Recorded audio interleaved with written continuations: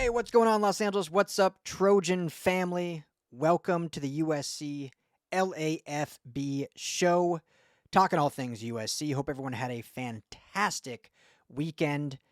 We got some sunshine back after a rainy weekend, or at least a rainy Saturday. So excited to see the clouds break and some sun come out. I had a fun weekend. Worked Saturday. It's been it's been a few days since I've been on here, mainly because the NFL draft has been going on. So we cover all things LA sports. So it has been a busy week for draft coverage. And so, yeah, hats off to all the Trojans that are now on pro teams. Jalen Smith getting drafted before the end of day 2, going to Houston. Woody Marks going to Houston, joining Kalen Bullock and Solomon Byrd. I mean, it's the Houston Trojans down there in Texas. And so hats off to that. Jonah Monheim gets drafted by the Jacksonville Jaguars. And then a bunch of guys made rosters, or at least are the initial rosters for the undrafted free agents. You got Greedy Vance going to the Raiders and, others. So congrats to all the now future Trojans. Long lineage and line of success for, USC players that end up going on to the pros and playing in the NFL. So, yeah, so we've been busy with that. On Sunday, I kind of took the day off, and my daughter, who's 5 now, just turned 5, she's been wanting to take her training wheels off. So I've been pumped, dad mode, get to teach her how to ride a bike without training wheels. So we get out there, took them off within 15 minutes, cruising. Like, any parent out there, any dad out there listening, or mom listening, like, there's these, you're always proud of your kids, and it takes very little to be proud, but there's some of those other milestones where it's just like ultimate pride. I'm just like so proud. We rode up to the park by our house, and she's just cruising around, and all the kids are playing, and she's, little and small, and anyway, so it was fun. So it was a good weekend. USC, fantastic weekend as well. Huge recruiting weekend. They had their Trojan Olympics, as they call them, on Saturday at the Coliseum. Just a big event for recruits and families to come hang out, watch not even like a full-on scrimmage or practice, but, fun, dodgeball, tug of war, different events, hang out, get to talk to the players, get to talk to the coaches. So really just a relationship building. Like, if you think in the business world, like a networking event, like that's what this was essentially, a networking event, just to kind of get the vibe and the family construct kind of what they're building with the program. So heard it was a huge success, as all of their kind of visits have gone so far in the spring with recruits coming.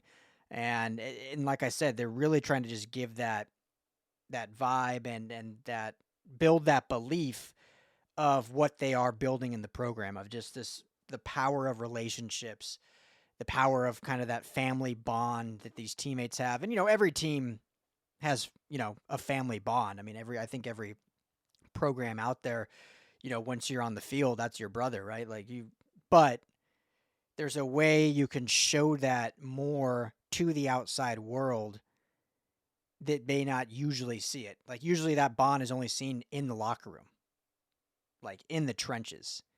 And then that's where that bond is built. But if the outside world can get a glimpse of that every time they visit and see that what is being built continually, then it just gives you that much more power in the recruiting to say, hey, look, come be a part of this. And kids want to be a part of it. So, yeah, heard it was a huge success. Tons of elite prospects there. And it kind of wrapped up the spring session. Now school will finish up. You'll get summer program, which is kind of like a workout weightlifting program. And then fall camp. I mean, we're still, what are we in here? About to be May. So we still got May, June, and then July. Fall camp starts into July. So really got 2.5 months till we get real football. Or is it early August usually it starts? I know training camp in the pro starts in July. I think it actually is August when fall camp starts. But anyway, we're close. And then, get all of August and September games are. Like, we'll be here before we know it. So a couple quick line items, we can call them. USC did add another player in the portal. Obviously have not been super active. I've talked about it a ton. I don't need to go into detail why. I just think they have a lot of belief in where this roster really stands right now. And so, they'll add pieces here and there. Obviously, added a safety, added a linebacker. Now they add a wide receiver. And these are all kind of, I think, depth pieces. However, because of the youth of really all of them, this latest one also being a true freshman coming over, or a redshirt freshman, excuse me. No, yeah, true freshman. You have the ability to develop, and these are guys that were highly recruited prospects that now come over and can be depth this year, but can actually grow into potential starters. So Zacharias Williams, wide receiver from the Los Angeles area, from Gardena, went to Winona-Paracera High School, ended up committing to Utah last year. USC offered him really late, so I think this is what's interesting. He was a late offer in December of 2023. So they offered him December 2023. He signed his letter of intent for Utah a few weeks later. That's right before National Signing Day. So obviously made him kind of think a little bit about if he wanted to maybe, I haven't even looked that far back if he was officially committed to Utah at that point or not. I assume he was, considering how late it was. Ended up going to Utah last year, played his freshman year there, hits the portal now and comes back home to SC. So, again, young kid.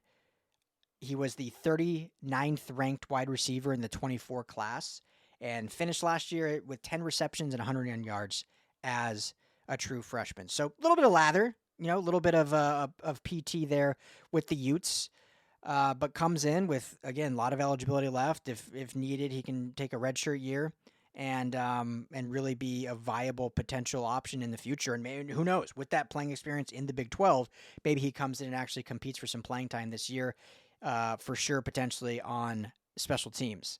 And so I think it's a solid get. 6'2", 196. So good size there, and a local kid that you continue just building those bonds and that mentality of, how local they are. So you look at this receiving class right now as it stands, and I'm talking just scholarship players. Jacoby Lane and Mekhi Lemon obviously are your headliners. I think Prince Strachan, who transferred from Boise State, is actually going to be pretty involved and have a big impact for this team potentially. Had a really good year at Boise State, so comes in. Jay Fair returns after last year transferring from Auburn. He's kind of the true speed guy. If they can get him more involved with some of those deep potential options, did play last year, but sparingly. So if we could see him on the field more, a name that people would probably know more. Xavier Jordan, who was a true freshman last year from the LA area, I think he's going to kind of, dealt with some injuries last year, banged up a little bit here and there. So he's a kid to really look for kind of breaking onto the scene this year. I really am excited to see how involved he is potentially and what he actually can bring as going to be, into his, redshirt freshman, sophomore year, however you want to look at it. Jaden Richardson, kind of the old statesman, if you will, transferred last year. He'll be back. And then Josiah Samora, the great feel-good story walk-on from Mater Dei and ended up becoming a scholarship athlete. And then the true freshmen, who I do think they're going to get some play potentially. When you look at Corey Sims, Tanook Hines, and Ramiro Eisen. Tanook Hines and Eisen, we'll see how involved they are, but they potentially are your fastest guys on the team, them with Jay Fair. And then Corey Sims is kind of that true, bigger X receiver that can kind of be a true positional wide receiver one. Because of that, he may not get as much play this year just because of the guys in front of him, where someone like a Tanook Hines can be like, hey, go burn one on this play and, get in the game for a few plays here and there. Who knows? We'll see. True freshman, we've seen since Lincoln Riley's tenure, outside of Zachariah Branch, true freshman receivers, haven't gotten a ton of playing time just because of the depth in front of him. Jacoby Lane didn't play at all till like the bowl game against Louisville, when all of a sudden it was like, oh, there's Jacoby Lane. Mekhi Lemon played very sparingly. Deuce Robinson was probably the most after Zachariah Branch as a true freshman, but still it was not heavily involved. So we'll see. But I do like this pickup. Zacharias Williams, transfer portal. I do think the Trojans will probably add one or two more players. We'll see about offensive line. I know they targeted that Ferris State kid. Haven't heard of too many other offensive line targets that they're considering. But I know they feel very good about where the offensive line is. based on people I've talked to and based on, multiple other reports from, the other people that cover SC on 3247 and all those guys that I know well. SC is pretty confident of where this offensive line stands right now. Certainly much more confident than they were heading into last year this time. So I think they feel good about it. If they're able to add another depth guy potentially, then I wouldn't by any means be surprised by that. But I don't think it's going to be like a hard focus for them. So we'll see, maybe one or two more players in this transfer portal. But I think they feel pretty good about this team where it's at heading into the summer. One big recruiting news. I don't want to get in the weeds of just who was all visiting and stuff. We have a bunch of stuff on LAFB Network you can look at on that in terms of visits. But one big one, because, it's crystal balls keep rolling in. We've got crystal ball predictions for, Sean Scott, Talanoa Ely, Ryder Lyons. We've talked about all those, a lot of big names. Well, now perhaps the biggest one, certainly in the trenches, right? Which is, I think, numbers-wise, they have a big number, but they don't have that, like, elite guy yet. I love Eason Tafa and these other players, and I think they'll fit really well, but they don't have that, like, 5-star guy yet that headlines it.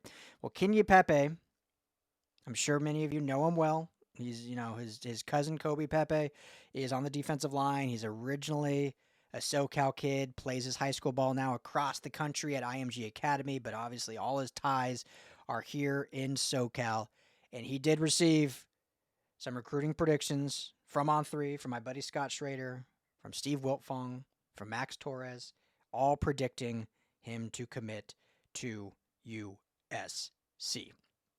So this is a big one because once, and I wrote about this actually, and I'm not saying it was necessarily a good thing, but the consequence of when Cody Green, 5-star offensive lineman out of Mater Dei, when he flipped from Oregon to Washington, because SC was pushing hard to flip Cody, and, I'm not saying they still won't push for it. We're still a long ways from signing day. He could flip again.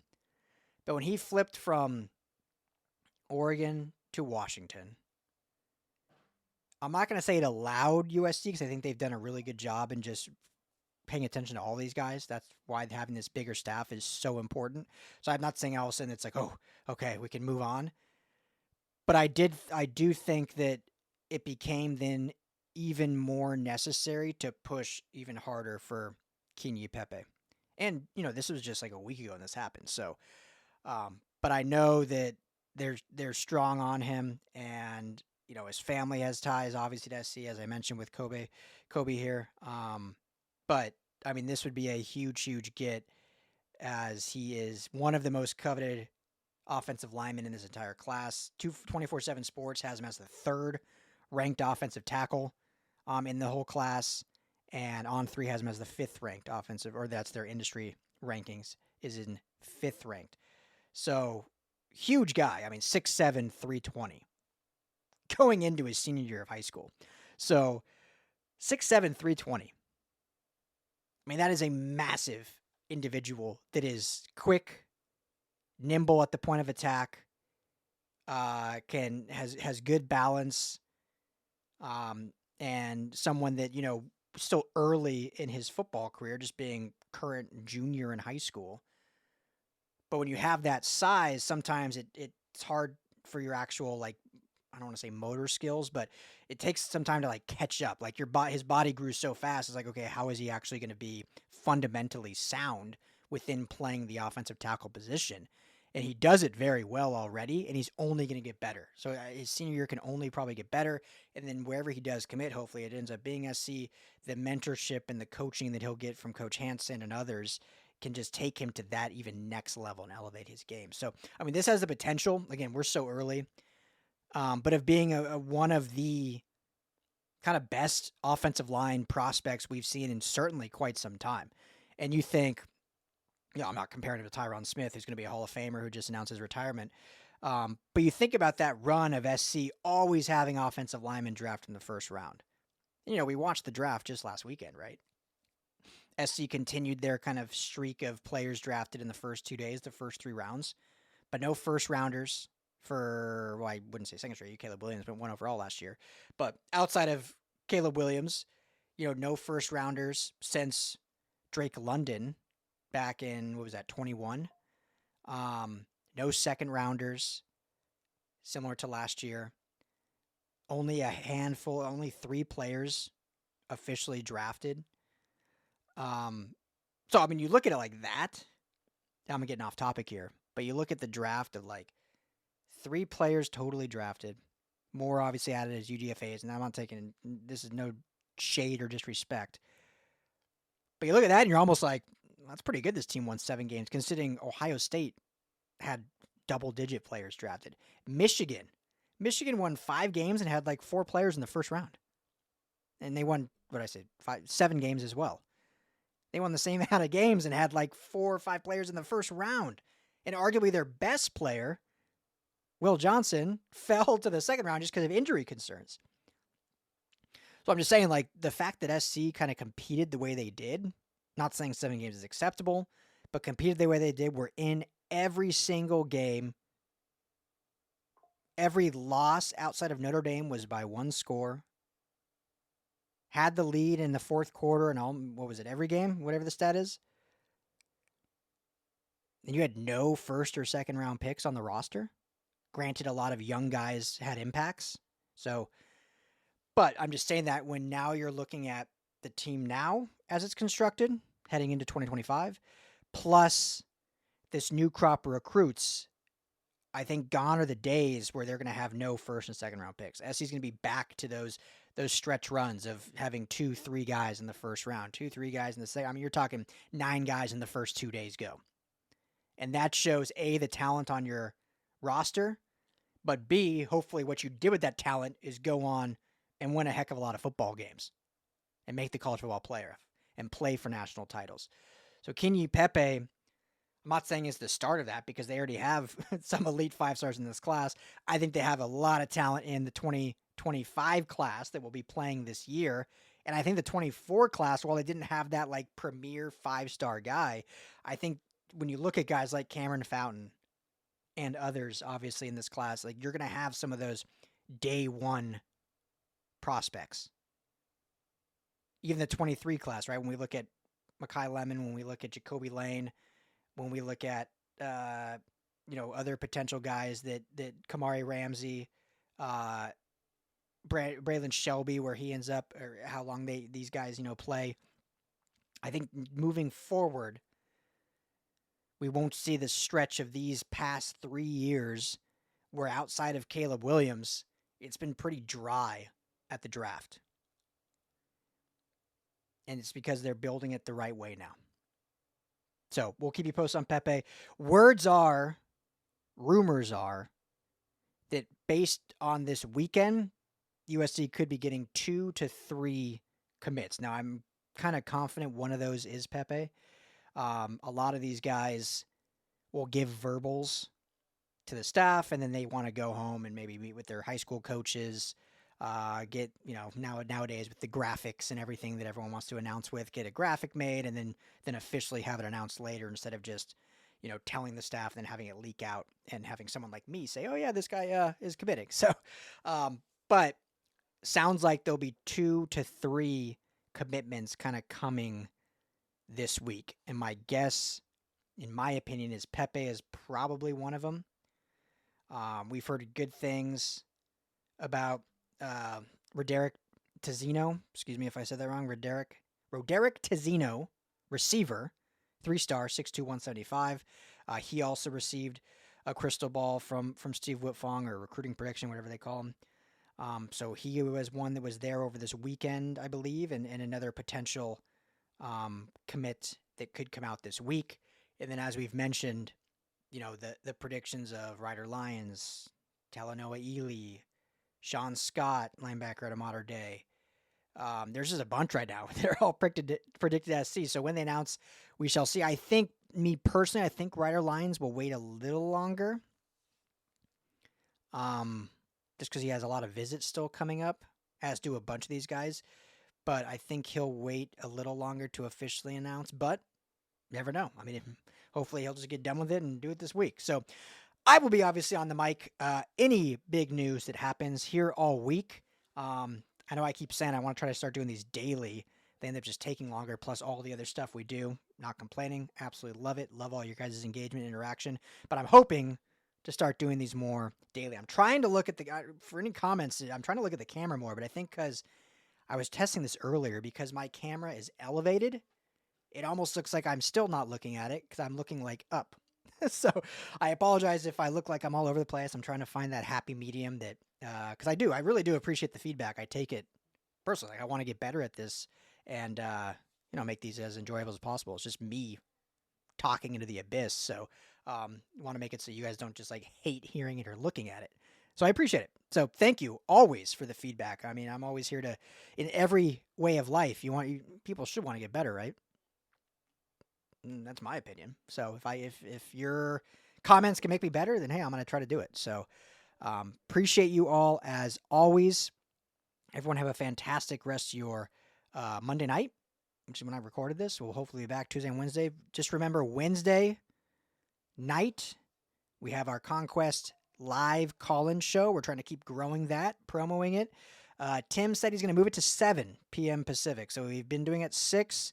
Him and the Madman will be on live at 7 p.m. on Wednesday. Live call-in show. Phone number, you can call in, comment in. Trying to have a lot of fun with that and keep growing. It's a good time. I drop in there every now and then as well. I was there last week, so you can see my ugly mug again sometimes there. But we'll be back with more recruiting updates and all the big USC news. Thank you as always. This is the USC LAFB show. As always, fight on.